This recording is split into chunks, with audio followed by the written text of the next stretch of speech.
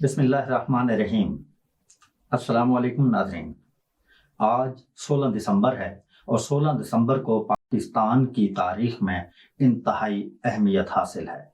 16 दिसंबर को होने वाले पाकिस्तान के दो ऐसे साने जिन्होंने दिलो दिमाग पर ऐसे नक्श सब्त कर जिनको भूलना बहुत मुश्किल है। 16 दिसंबर पाकिस्तान के साथ होने वाला वो हादसा सकूत ढाका, जब पाकिस्तान के दो टुकड़े कर दिए गए, जो आज तक हमारे दिमाग और हमारे दिलों पर नक्श है और पाकिस्तानी कौम अपने आप से और उन हालात से शर्मिंदा है। दूसरी जानिब 16 दिसंबर में सानहाय APS, जहां बच्चों को सैकड़ों की तादाद में शहीद करके मुल्क पर ऐसा जुल्म ढाया गया कि आज तक उन माओं के आंसू रुक नहीं पाए। वो माएं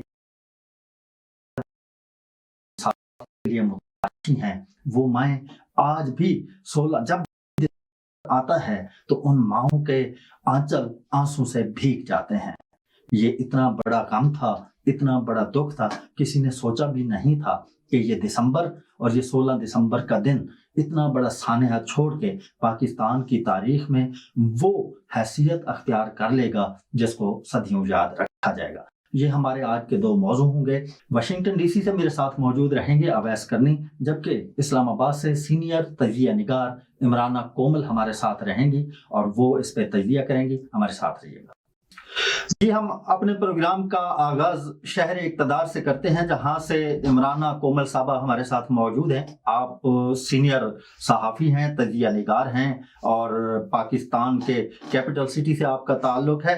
इमराना साहबा, थोड़ा सा हमारे नाज़रीन को बताइएगा, आज 16 दिसंबर है और 16 दिसंबर से जुड़े पाकिस्तान के दो बड़े वाक़यात इस्लामाबाद में इस हवाले से क्या चल रहा है?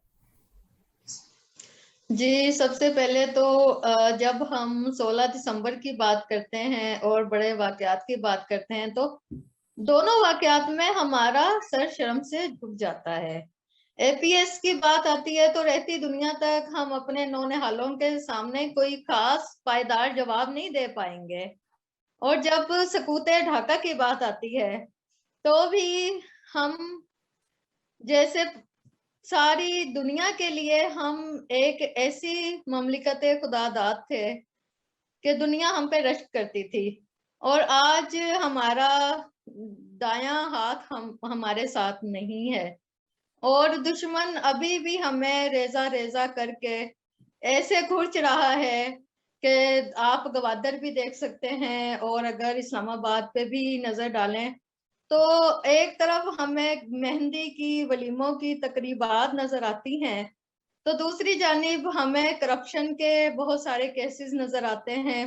हुकूमत को कोई खास वजीर ना मिलना नजर आता है, और ये भी पता चलता है कि अवामी हुकूमत को हमेशा से कमजोर करने वाले कौन कौन से अवामिल हैं और सियासी बिसात किस तरीके से बिछाई जाती है कि हम अपनी जमहूरियत को भी समझते हैं कि शायद ये हमारे लिए कोई खास नुस्खा कीमिया नहीं लाई।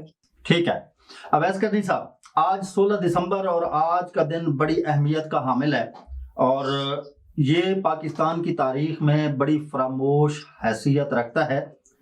16 दिसंबर के इन वाक़यात से बचा जा सकता था और 16 दिसंबर के वाक़यात का रूनुमा होना, इसके पीछे मुहर्रिकात क्या है? शाह साहब, जैसे कि मैडम इमराना ने कहा कि बहुत सारी चीजें ऐसी हैं जो कि बताते वक्त सर शर्म से झुक जाता है। और 16 दिसंबर से मुतल्लिक मैं ये सबसे ज्यादा बात ये है कि बहुत ज्यादा हद तक तारीख के पर्दों पे से को नहीं हटाया गया। हमारी अवाम बहुत कुछ नहीं जानती, खसूसी तौर पे पाकिस्तान में लोग।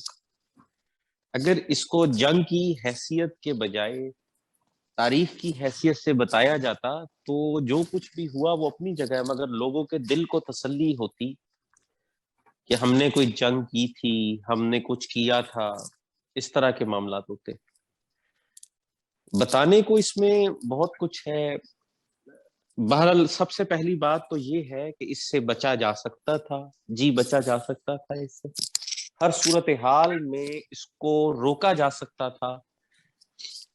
और इसके पीछे जो मुहर्रिकात हैं, मैं उसमें ओपनली बताता हूं कि मैं एक समझता हूं कि उसमें पंजाबी इस्टेब्लिशमेंट के लीडरशिप का पंजाब से होना, इसके अलावा मसलों को सियासी तरीके से हल करने के बजाय अपने अपने मकासद को देखा गया।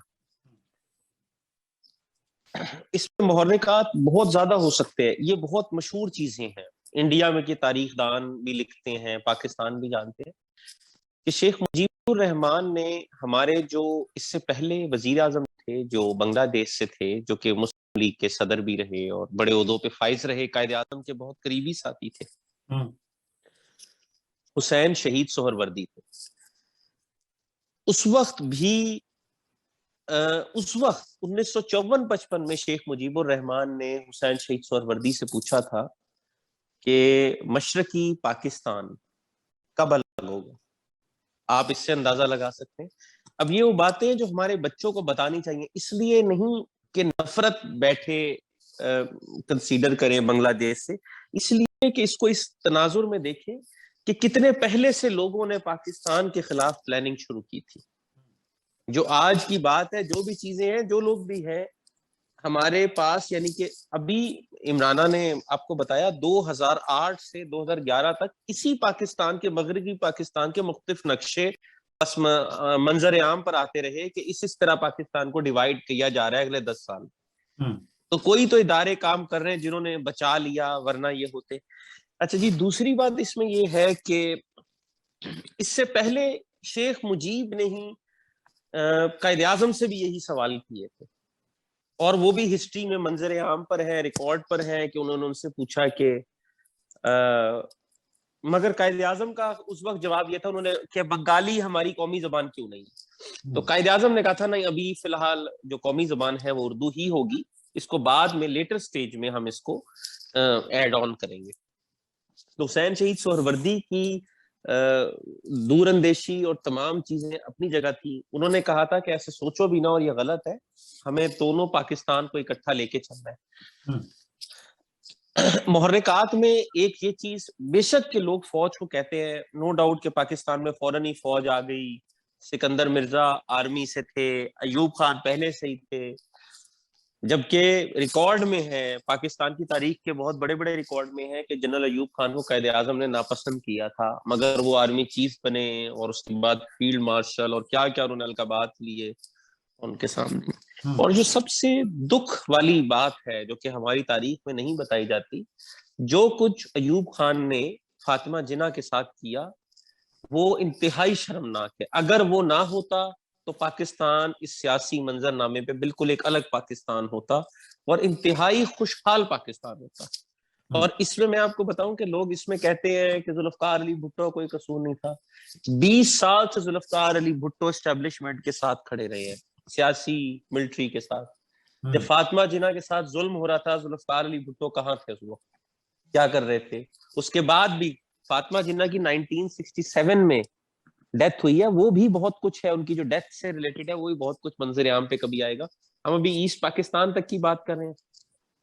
मैं जी यहाँ पे वॉशिंगटन में अपने हमनाम एक बहुत सीनियर पाकिस्तान के ब्यूरोक्रेट, जिन्होंने 40 साल 1994 में रिटायर हुए, 1955 से लेके 94 तक जी उन्होंने पाकिस्तान में पाकिस्तान की सबसे पावरफुल ब्यूरोक्रेसी डीएमजी में, पाकिस्तान में, मगरबी पाकिस्तान में और मशरकी पाकिस्तान को सर्व किया।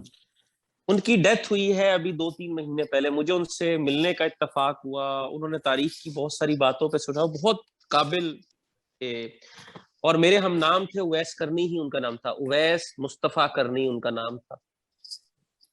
उन्होंने मुझे बताया कि जिस वक्त 1970 के इलेक्शन हो रहे थे, उस वक्त वो डिप्टी कमिश्नर लाड़काना थे। उन्होंने मशरकी पाकिस्तान में भी 7-8 साल ड्यूटी की, बंगाली भी जानते थे और बड़े हालात वहां पे बैलेंस करके भी चलते रहे, ब्यूरोक्रेट थे। उन्होंने कहा मैं डिप्टी कमिश्नर लाड़काना था, भुट्टो मेरा दोस्त था, ये चीजें बताने वाली हैं जो उन्होंने बताई बात आपको। उन्होंने जुल्फकार अली भुट्टो को कहा कि शेख, जब ये सब हुआ शेख मुजीब ने अपने पॉइंट दिए, जुल्फकार अली भुट्टो से वो मिले, 1-to-1 मुलाकात की। उन्होंने कहा, मैंने उन्हें कहा कि आप पाकिस्तान शेख मुजीब को दे दें, वो सीट ज्यादा ले चुका है, आपके पास सिर्फ 80-85 सीटें आई हैं, पूरे पाकिस्तान में भी सीटें नहीं आपने ली, सिर्फ पंजाब में और सिंध में ली हैं, बलोचिस्तान और सरहद में भी आपकी सीटें नहीं है, और मशरकी पाकिस्तान में तो आपकी कोई सीट है ही नहीं। तो आप जो है शेख मुजीब को दे दें, उससे हैंडल नहीं होगा, वो आपको वापस दे देगा पाकिस्तान, कुछ अरसे के बाद वापस आ जाएगा।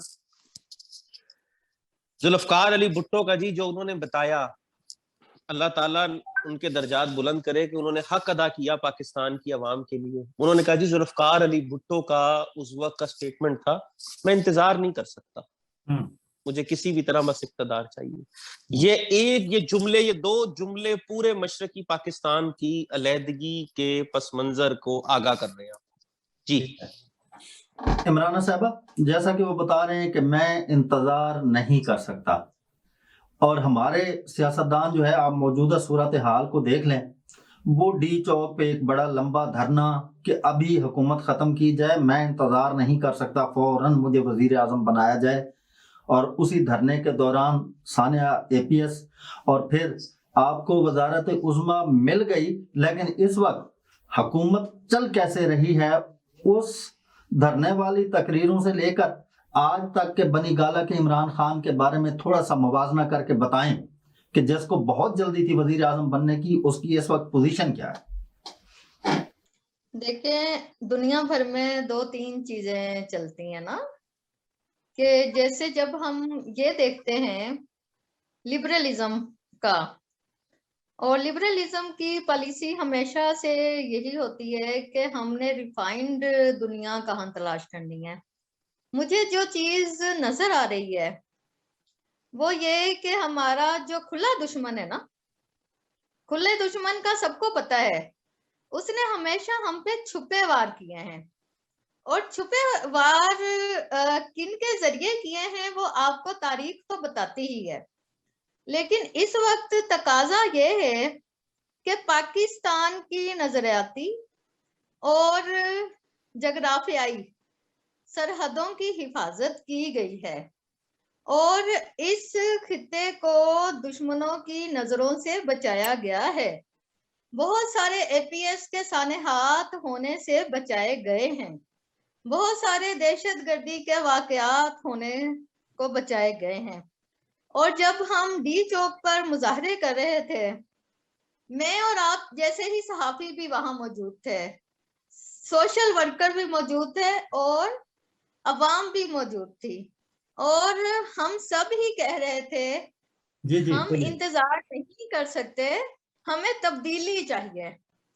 और जब वो तब्दीली एक ऐसा ख्वाब था जिसे कहा जाता था कि ये दीवाने का ख्वाब है, मैंने और आपने दोनों ने ही उस वक्त के हुक्मरानों के जो उनके मजाक थे, जो उनके चीजें थी कि ये कोई वर्ल्ड कप नहीं है जो ये जीत जाएगा, ये कोई छक्का नहीं है कि ये लगा देगा, ये कोई आउट नहीं है कि ये किसी को वो बाउंस कर देगा और ये वो, लेकिन वो सब कुछ किया।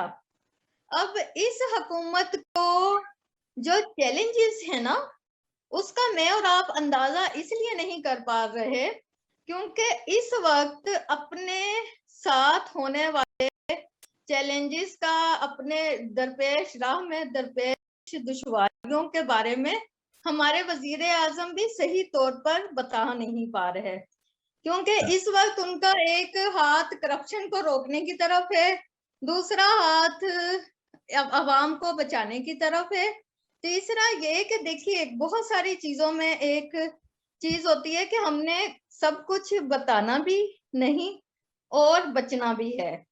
हमें नहीं पता कि हमारे मुहाफिज हमें कहाँ कहाँ से बचा रहे हैं।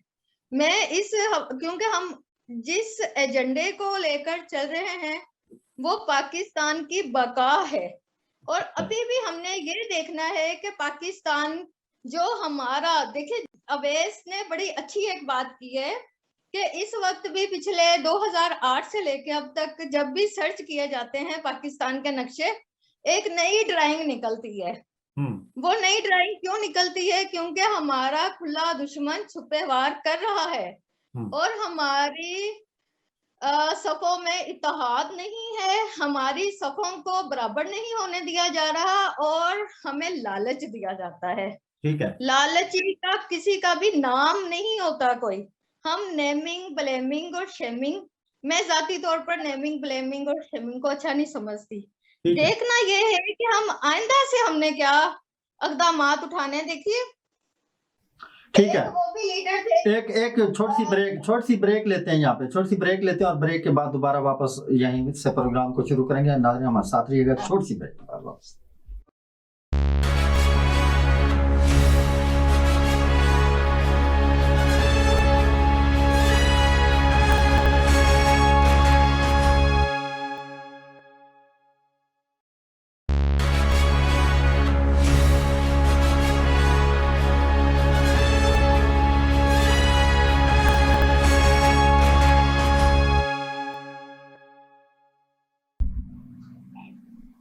वेलकम बैक नाज़रीन, प्रोग्राम का सिलसिला वहीं से शुरू करते हैं।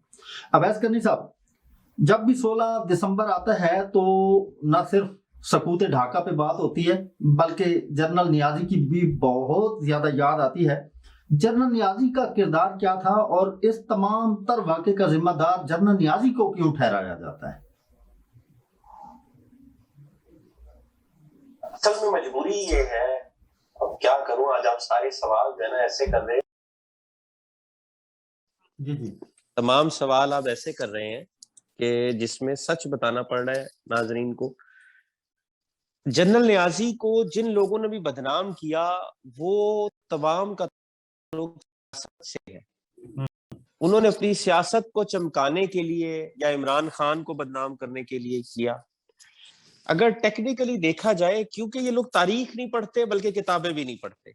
अच्छा, अपनी ना पढ़े, सच जानने के लिए भी जरूरी है इरशाद साहब कि अच्छा चले हमारी बातों पे तो लोग यकीन नहीं करेंगे जो हम बता रहे हैं, आप दुश्मन की तारीख पढ़ लें।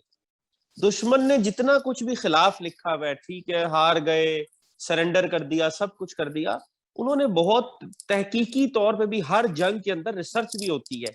मतलब कि रिसर्च ये होती है कि अगर हमने तो हरा दी जंग, अगर हमारे साथ ही ऐसे हुआ होता तो हम क्या करते हुआ। ठीक है, तो उन्होंने तो इसमें बहुत सारी चीजें लिखी। जनरल नियाजी कमांडर स्पेशली यहाँ से कमांड के लिए वहां पे भेजे गए थे।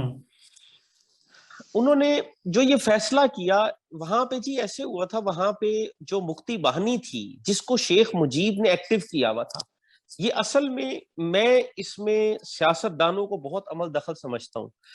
शेख मुजीब ने जैसे ही ये देखा कि जुल्फकार अली भुट्टो ना किसी को सरेंडर करने दे रहे हैं, ना किसी तरह इस मसले के ऊपर जो है पीछे हट रहे हैं, और ये कह रहे हैं कि फिलहाल जो है ना सियासत हमें दे दी जाए, बाद में देख लेंगे। तो उन्होंने जो मुक्ति बाहिनी, जो एक तंजीम, दहशतगर्दी की तंजीम बनी हुई थी, जिसमें वो सारे लोग जो अलग से मशरकी पाकिस्तान के अलावा, जिनमें से काफी सारों के रिश्तेदार जो है बंगाल में थे, इंडियन बंगाल के हिस्से में रहते थे, जिन सबको ट्रेनिंग दी जा रही थी। अच्छा जी, ये सारा सिलसिला ये 1971 से नहीं शुरू हुआ था, ये 1966-67 से शुरू हो गया था। अयूब खान इसको सियासी हल के तौर पे देख रहे थे, तभी उन्होंने बहुत सारी उनके खिलाफ, फातिमा जिना की डेथ के बाद उनके खिलाफ बड़ी तेजी से अवामिल चेंज हुए, ग्राउंड सिचुएशन। तो उसके बाद जैसे जैसे मैं मुख्तसर बात बताता हूँ, क्योंकि बताने को इधर बहुत कुछ है। बताने की बात यह है कि एक तो वहां पे 90,000 फौज नहीं थी, तो सबसे बड़ी बात है। सारे कहते हैं 90,000 फौज को लेकर आए, 90,000। वहां पे टोटल 2 डिवीजन है, 2 डिवीजन में ज्यादा से ज्यादा, या 3 डिवीजन थी, तो ज्यादा से ज्यादा फौज जी उधर जो बन सकती है वो 24,000 बन सकती है पाकिस्तान की। यानी पाकिस्तान के पास कुल इतनी फौज नहीं थी, ये तो बहुत ज्यादा फौज आप बता रहे हैं। अच्छा, उधर इन्होंने थोड़ी सी गलती ये की कि एंड जंग में जो बंगाली थे, जितने भी जो बंगाल से ताल्लुक रखने वाले फौजी थे, उन सबको ट्रेनिंग पे भेज दिया, क्योंकि उनसे खतरा ये था कि वो किसी भी किस्म की बगावत में अपने मशरकी पाकिस्तान में दोस्तों का साथ ना दे। अच्छा, बगावत वहां पे चल रही थी अवाम की तरफ से।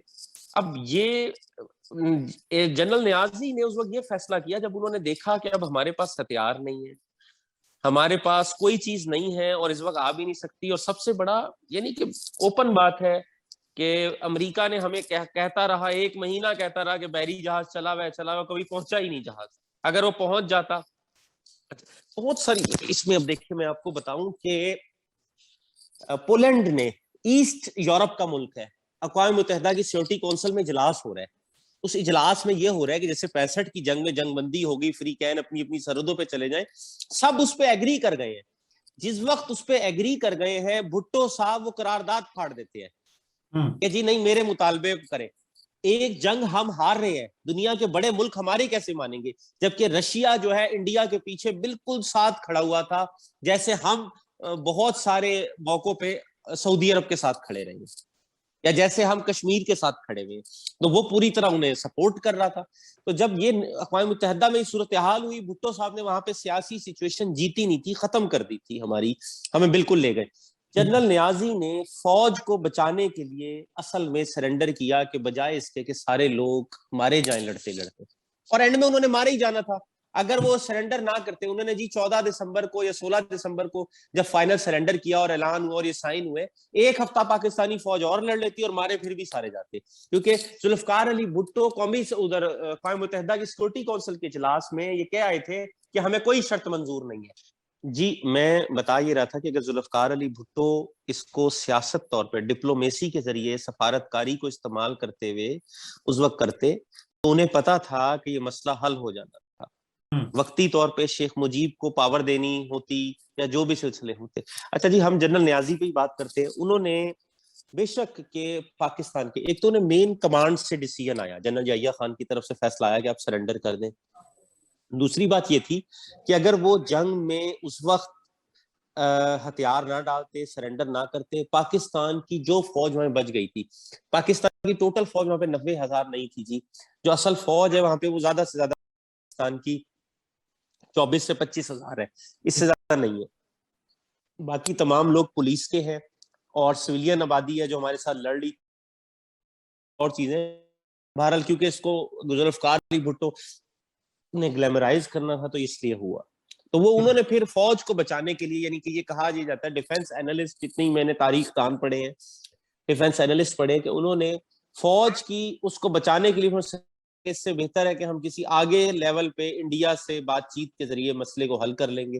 और फिर वो लोग आए वापस और काफी सारे उनसे मामलात हुए। तो ये इसको जनरल नियाजी का या फौज की हाई कमांड का उस वक्त बेहतर फैसला तस्वुर किया जा सकता है, क्योंकि अगर वो लड़ते भी रहते तो वो सब के सब शहीद हो जाते, वो बच नहीं सकते थे, क्योंकि उनके मुकाबले में जो फौज थी वो बहुत ज्यादा थी। 24-25 हजार का मुकाबला जो है, 2-3 लाख तो सिर्फ मुक्ति बाहिनी के लोग थे, जो कि उनके बागी, अपने ही बागी लड़ रहे थे, जो सब जानते थे, और 3 से 4 लाख इंडियन फौज थी। तो ये एक बहुत बड़ी जंग थी जिसको मुकाबला नहीं कर पाते। तो वो किरदार को आइडियलाइज करना, सिंबलाइज करना, कभी वजीर आजम से जोड़ना, कभी जात पात करके नियाजी कास्ट के जो लोग हैं उनसे जोड़ना, बिल्कुल गलत तरीका। जी मैडम को शामिल कर लें, वो थोड़ा थक गई होंगी, बोलना चाह रही हैं। और आपसे वापसी पे मैं पूछता हूँ, मक्ती बानी है क्या? हम पढ़ते चले आ रहे हैं, हमारे बच्चे भी पढ़ते चले जा रहे हैं। मक्ती बानी क्या थी उस वक्त? इसको किसने एक्टिव किया हुआ था? ये क्यों एक्टिव थी? कौन लोग थे ये? मैडम साहबा, उस वक्त जनरल नियाजी के पास हथियार नहीं थे, वो लड़ नहीं सकता था, मुकाबला नहीं कर सकता था। और अब हमारे नियाजी साहब के पास पैसे नहीं है, मुल्क नहीं चल सकता। ग्राउंड रियलिटी को तो हम नहीं नजरअंदाज कर सकते ना, कि प्लानिंग नहीं है, मिसमैनेजमेंट है हमारे हर प्रोग्राम में। अवैस भाई यही कहते हैं कि सब कुछ होने के बावजूद कुछ भी नहीं है। मेरे सवाल का जवाब जो है ना, वो आपके सवाल ही में मौजूद है। आपने रियलिटी की बात की, और जब हम सियासत में देखते हैं, सियासी बिसात में, तो दुनिया की जितनी भी सुपर पावर्स हैं, उन्होंने दुनिया को फतह करने के लिए एक नुस्खा चलाया जिसका नाम था रियलिज्म।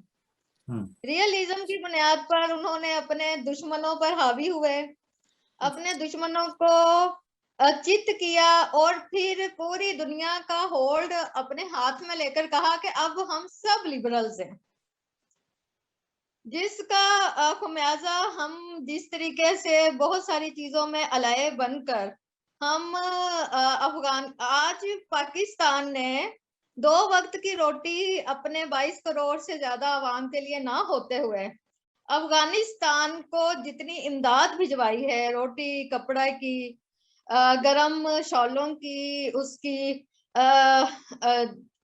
क्या कहते हैं, कपड़ों की, और जो जरूरियात जिंदगी भिजवाई है, मैं ये कहती हूँ कि दुनिया में इसकी मिसाल नहीं मिलती इस भाईचारे की।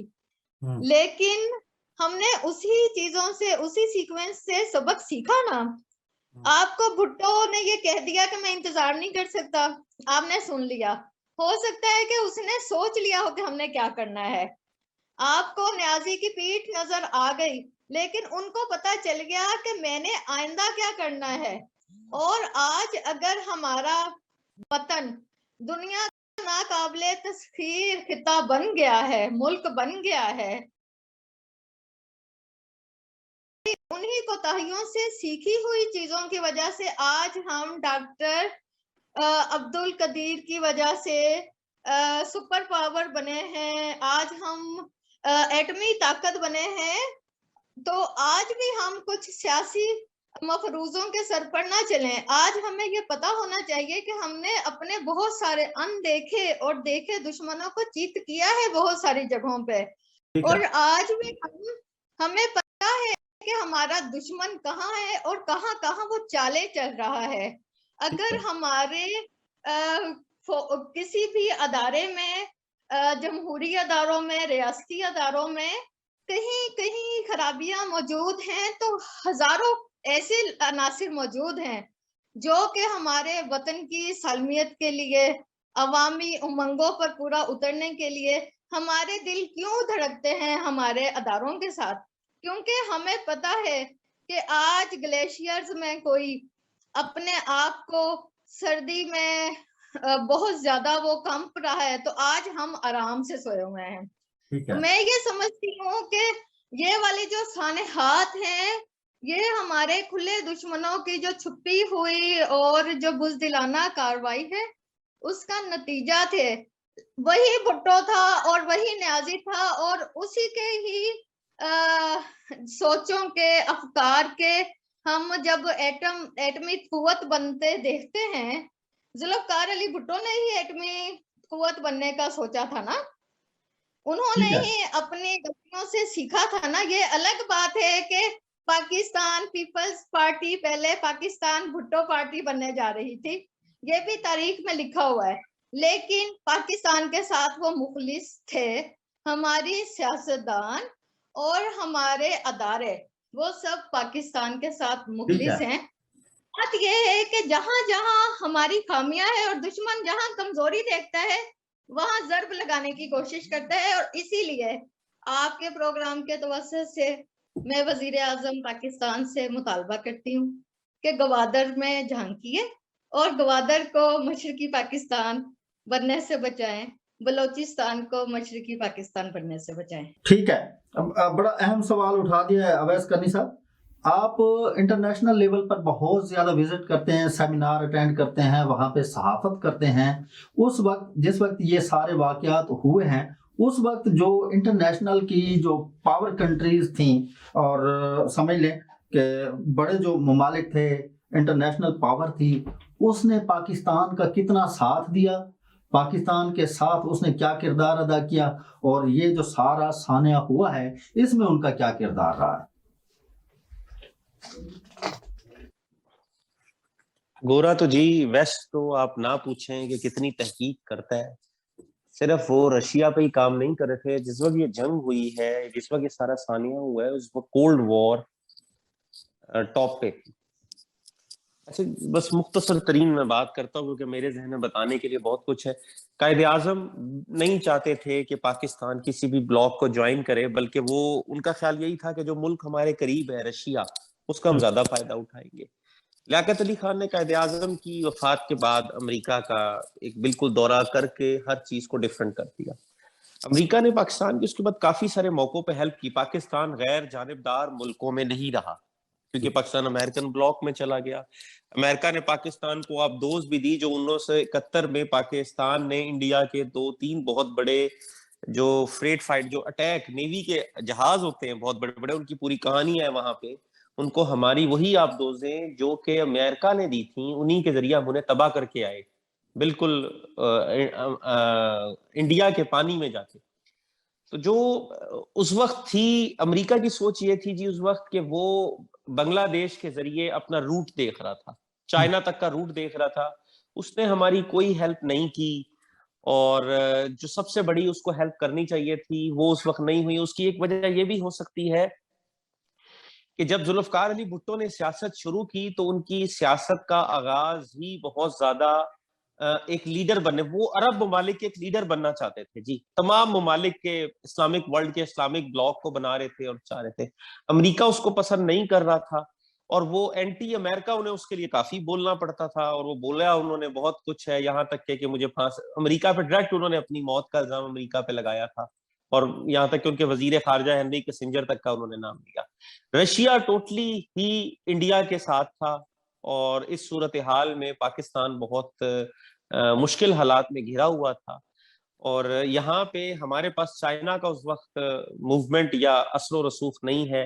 बरतानिया जाहिर सी बात है जी शुरू से ही पाकिस्तान बनने के ही खिलाफ था, ये तो बहुत मजबूरी को, और दूसरी जंग अजीम के बाद जो अवामिल बने तो उसमें उन्होंने कायद आजम की वजह से इस बर्रे सगीर को तकसीम करना पड़ा, वरना जो माउंटबेटन की तहरीक थी और जो सिलसिले थे, उसने तो आखिरी वक्त तक कोशिश किया कि किसी भी तरह बाद में भी, पाकिस्तान बनने के बाद भी, ये हिस्सा जो है दोबारा इंडिया में शामिल हो जाए। तो उस सब का फिर हमें फैसला, हम लोग भी सही सियासी फैसले नहीं कर सके। जब मुस्तकिल फौजी आमिर आके मुस्तकिल हुकूमतों में रहेंगे इतने अरसे तक, इलेक्शन प्लान करवाएंगे, तो फिर उसका एक रिएक्शन आया।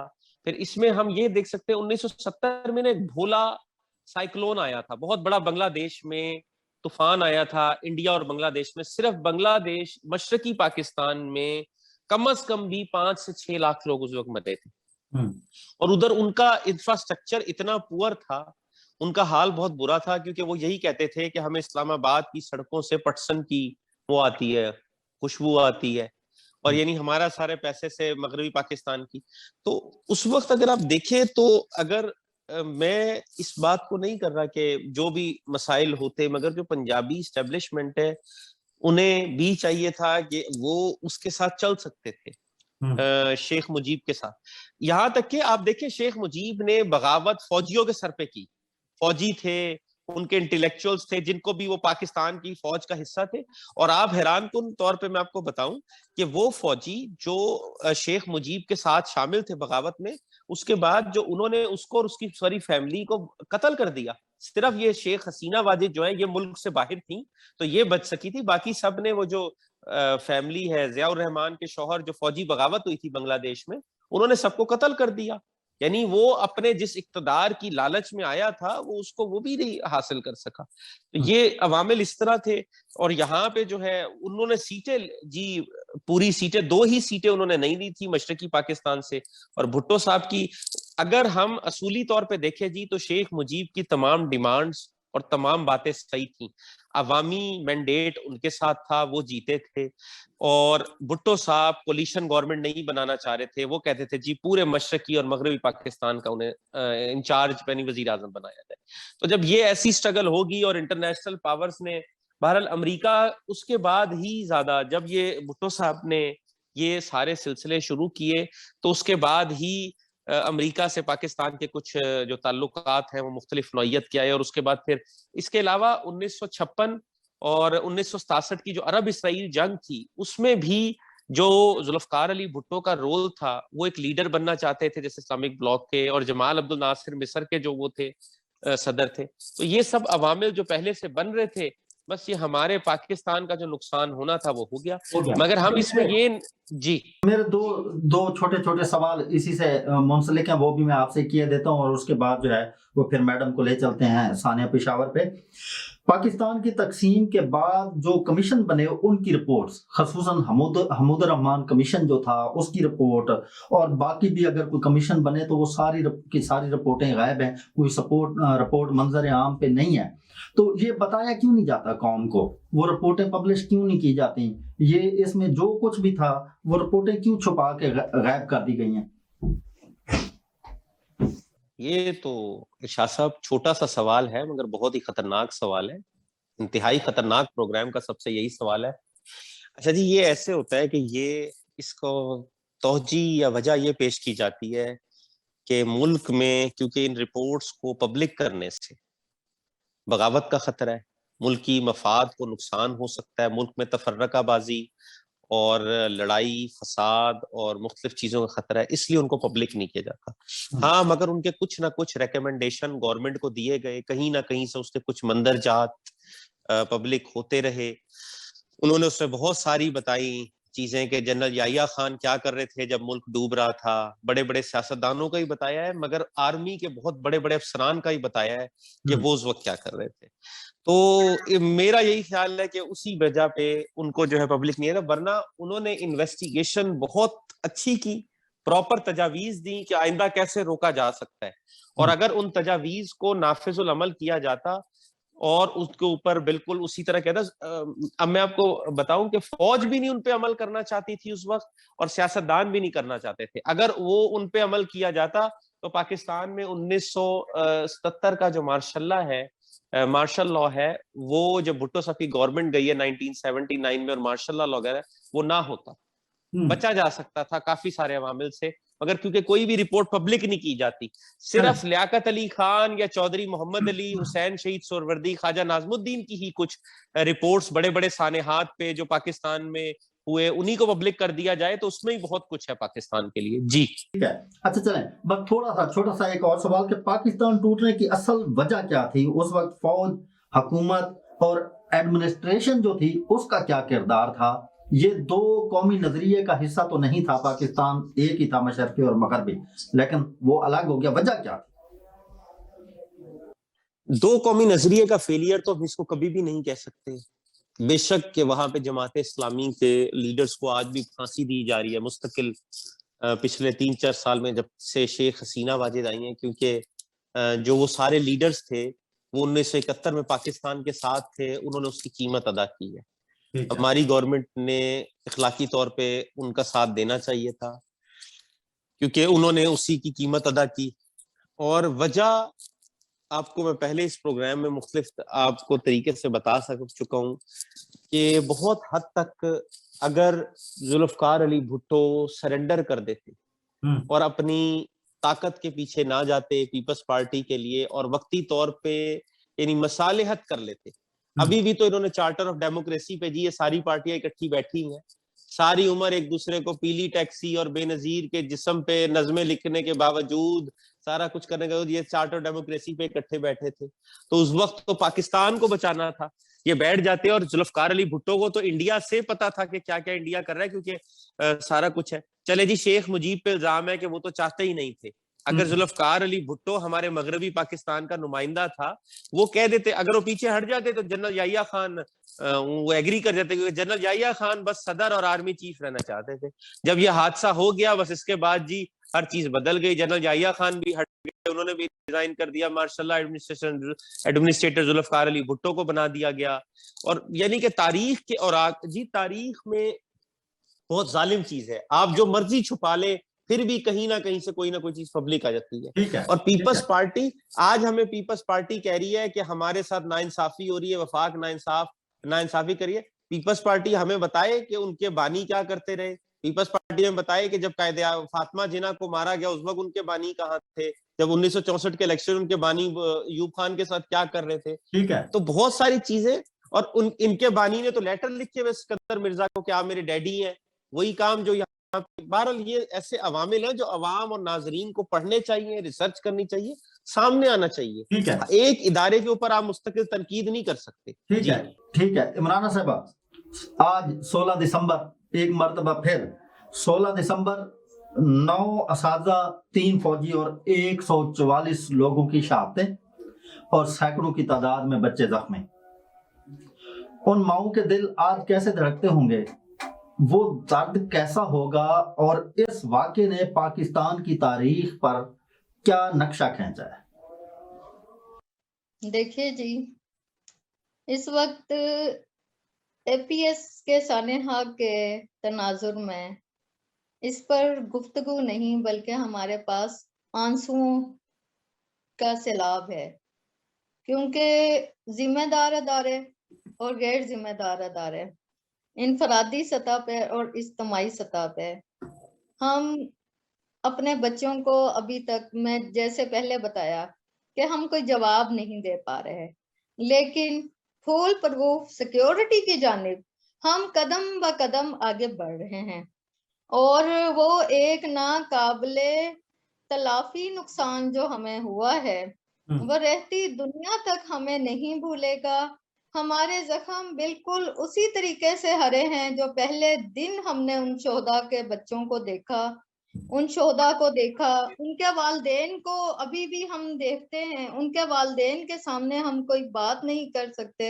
हम खुद एक जब ये देखते हैं कि घर में जब हम बच्चों को कहते हैं कि दुश्मन के बच्चों को हम कैसे पढ़ाएंगे, हम कैसे अमन की तालीम देंगे, हम कैसे अमन की जानिब बढ़ेंगे, तो यक निसाबी जो हमारा तालीमी निज़ाम है और हमारी महरूमियों का खात्मा है और हमारे सोशल स्ट्रक्चर पे बार बार दुश्मन की नकबे हैं, उनको खत्म करने के लिए हम किस तरीके से अपने नजरियात को, अपने जो सियासी समाजी जगराफियाई हमारी सरहदें हैं उनकी हिफाजत करने में और अपने घर को मजबूत बनाने में हम किस तरीके से अपने आप को, हमने इस वक्त बात यह है कि हमने खुद से कैसे इंसाफ करना है, ठीक है। अपने जमीर को हमने कैसे जवाब देना है।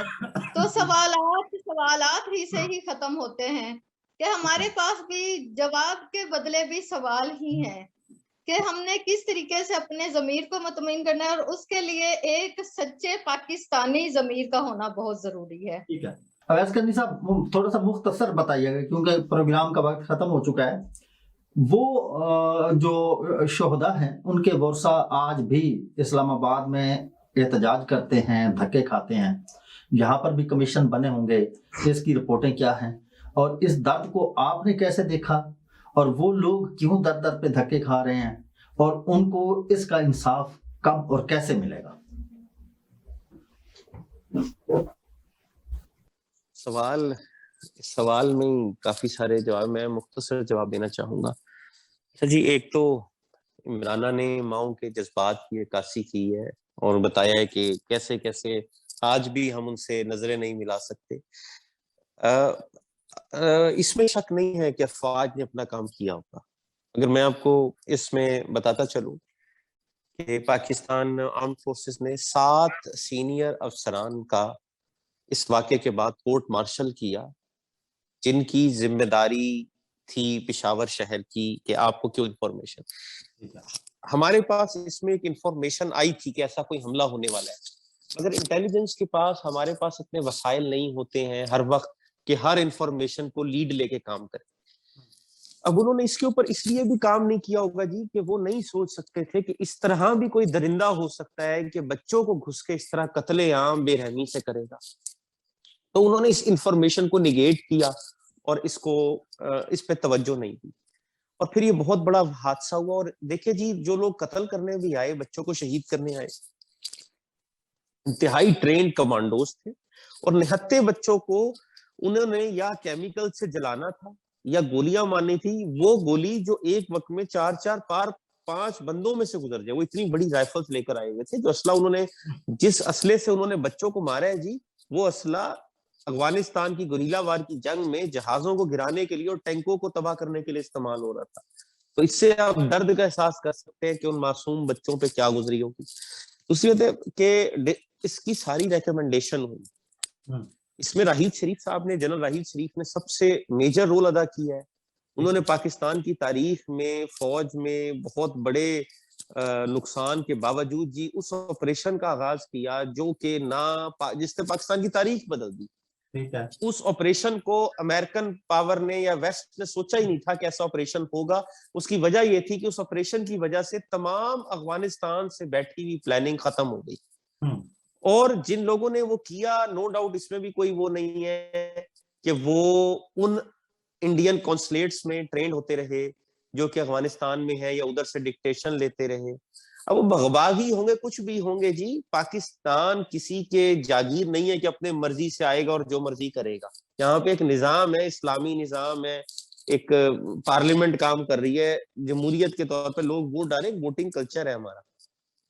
और दूसरी चीज इसमें ये है कि उन्होंने रिकमेंडेशन दी थी कि गवर्नमेंट ने उस पर बहुत काम किया है। तमाम स्कूलों में कितने अरसे तक स्कूल और कॉलेजेस से गार्ड मुतय्यन किए गए, मगर वो इकदाम ही ऐसा था। उन्होंने बाद में उसके बाद एक यूनिवर्सिटी पे भी हमला किया, पेशावर के पास जो किया, यानी कि वो लोग इतने दरिंदा सिफ्त उनको ट्रेंड किया था, जो लोग लोगों के जिंदा लोगों के गले काट दे, आप उनसे क्या तसव्वुर कर सकते हैं। तो अब क्योंकि गवर्नमेंट उनसे मुज़ाकरात कर रही है और अभी भी वो मुज़ाकरात से पीछे हट चुके हैं, और उन्होंने मुज़ाकरात से पहले कहा है कि जी हमारे जितने भी दहशतगर्द हैं जिन्होंने हम कत्लेआम किया उन्हें रिहा किया जाए। इसके लिए गवर्नमेंट ऑफ पाकिस्तान ने माजरत कर ली है, और उम्मीद है कि ऐसा सानिया पाकिस्तान की तारीख में नहीं होगा, और ये हमेशा हमारे दिल दुखाएगा। हमेशा जब तक पाकिस्तान कायम है, दोनों वाकयात से हमारे अंदर वो शमा जलती रहेगी, जिससे उम्मीद है कि पाकिस्तानी पाकिस्तान की हिफाजत करने और इसे बेहतर बनाने के लिए कोशिश रहेंगी। जी बिल्कुल ठीक है नाज़रीन, हमारे प्रोग्राम का वक्त अपने इख्तिताम को पहुंच चुका है। ये 16 दिसंबर जब जब आती रहेगी, हम और हमारे बाद आने वाली हमारी नस्लें ये वाकयात सुन के और पढ़ के उनके दिमाग सुलगते और दिल जलते रहेंगे, और जब भी हम पेशावर की तरफ देखेंगे तो हमारे जज्बात भड़कते और हमारे आंसू भी छलकते रहेंगे। अपना और अपने बच्चों का बहुत ज्यादा ख्याल रखिएगा। अवैस करनी साहब को और इमराना कोमल साहबा को इजाजत दीजिए। अल्लाह ने के बाद।